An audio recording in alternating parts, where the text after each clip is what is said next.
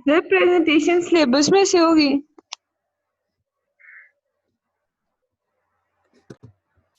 आज का आपका टॉपिक है एसिड रेन।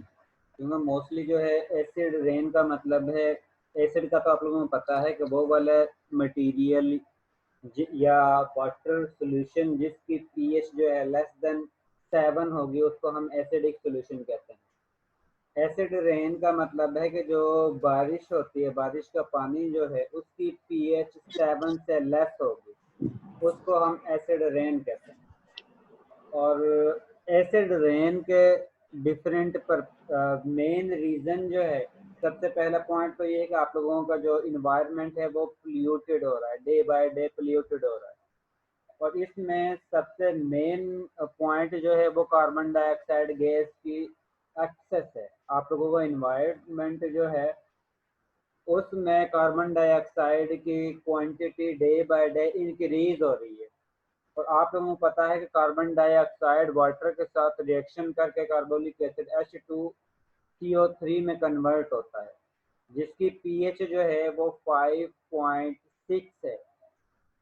और इसकी वजह से आप लोगों का जो आम रूटीन में जो बारिश होती है उसकी पीएच 5.6 के राउंड अबाउट होती है, 7 के इक्वल नहीं होती। क्योंकि जब भी पानी जो है ऊपर से नीचे की तरफ गिरता है तो उस कंडीशन में इन्वायरमेंट में कार्बन डाइऑक्साइड गैस मौजूद होती है। और वो कार्बन डाइऑक्साइड गैस बारिश के पानी के साथ मिक्स होकर H2CO3 में कन्वर्ट होती है, जो कि एसिडिक मटेरियल है और जिसकी पीएच जो है वो 5.6 होती है। अगर इस रेन की पीएच जो है लेस देन 5.6 होगी, इसका मतलब है कि आप लोगों की एसिड रेन हो रही है। और इसका मतलब है कि जिस वक्त 5.6 से पीएच लो हो रही है तो इसका मतलब है कि इसमें कुछ और भी इम्प्योरिटीज जो हैं वो ऐड हो रही हैं। और इम्प्योरिटीज क्या होंगी, वो आप लोगों के पास नॉन मेटल के ऑक्साइड होंगे। नॉन मेटल के ऑक्साइड जब भी वाटर के साथ रिएक्शन करते हैं तो उस कंडीशन में आप लोगों के पास स्ट्रॉन्ग एसिड बनता है। जिस तरह सल्फर डाइऑक्साइड है, सल्फर डाइऑक्साइड गैस जो है वो वाटर के साथ रिएक्शन करती है ऑक्सीजन की मौजूदगी में, तो उस कंडीशन में आप लोगों के पास सल्फ्यूरिक एसिड बनता है। और सल्फ्यूरिक एसिड आप लोगों को पता है कि स्ट्रॉन्ग एसिड है।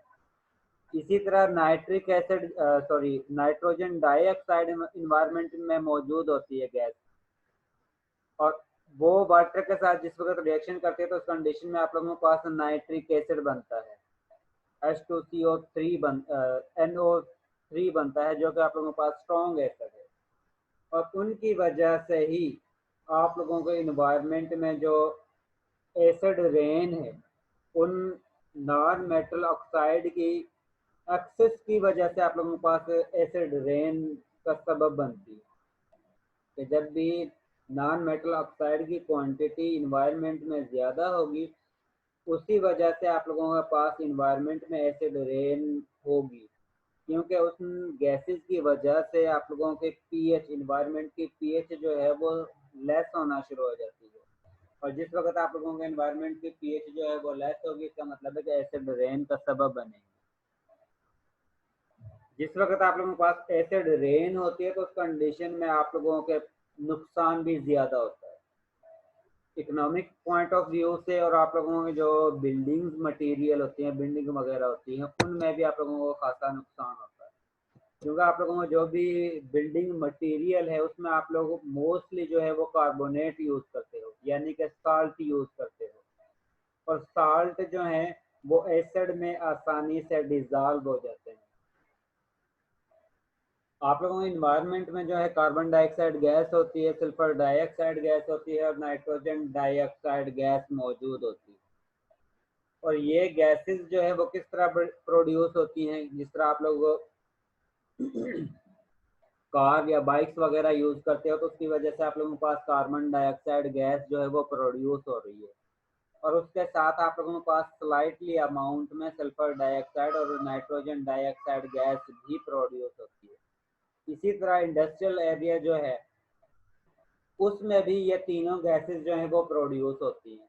इसके साथ वल्कानिक इरप्शन जो है उस कंडीशन में भी ये तीनों गैसेस जो है वो प्रोड्यूस होती है।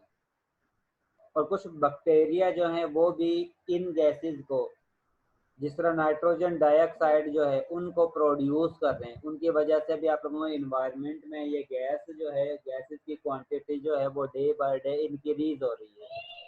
और जितनी इन गैसेस की क्वांटिटी इन्वायरमेंट में ज़्यादा होगी, इसका मतलब है कि एसिड रेन के चांस उतने ही ज़्यादा होंगे, क्योंकि जितनी ज़्यादा है इसमें कार्बन डाइऑक्साइड गैस या सल्फर डाइऑक्साइड गैस या नाइट्रोजन डाइऑक्साइड गैस की इन्वायरमेंट में कंटेमिनेशन ज़्यादा होगी, तो उस कंडीशन में जब भी बारिश होगी तो ये गैसेस वाटर के अंदर आसानी से डिज़ोल्व हो जाती हैं।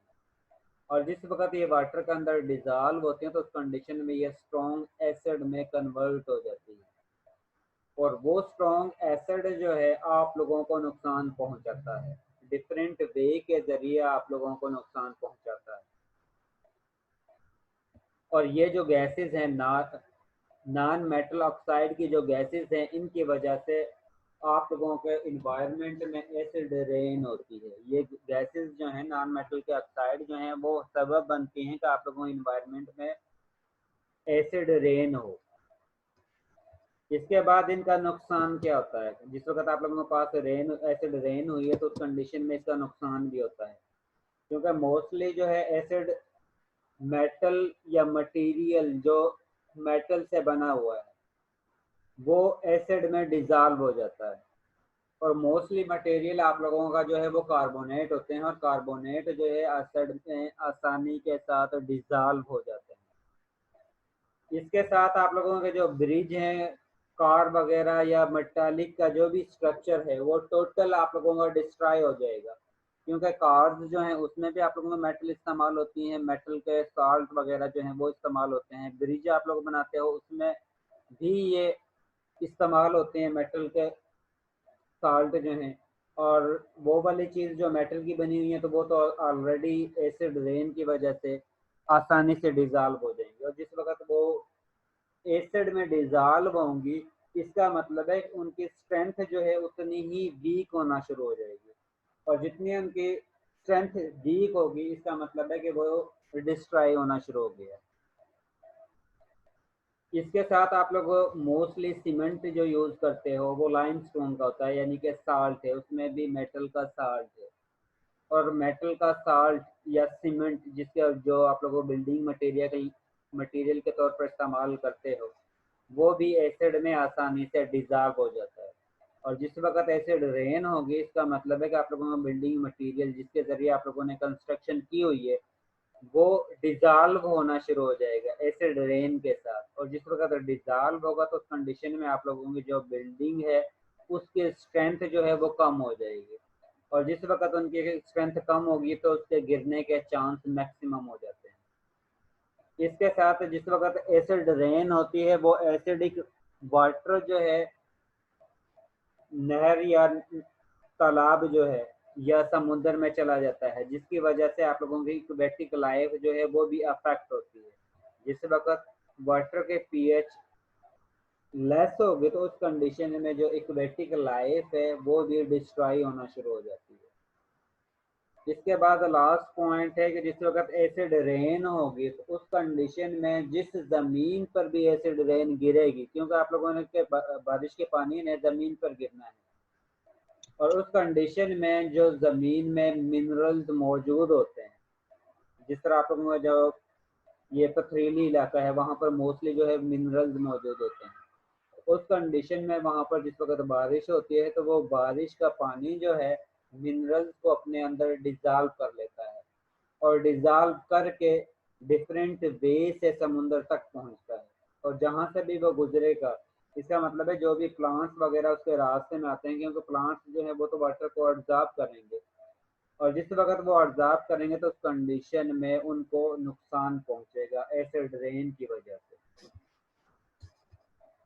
बस यहाँ तक आप लोगों का टॉपिक है। इसमें से अगर कोई पॉइंट क्लियर नहीं हुआ तो वो आप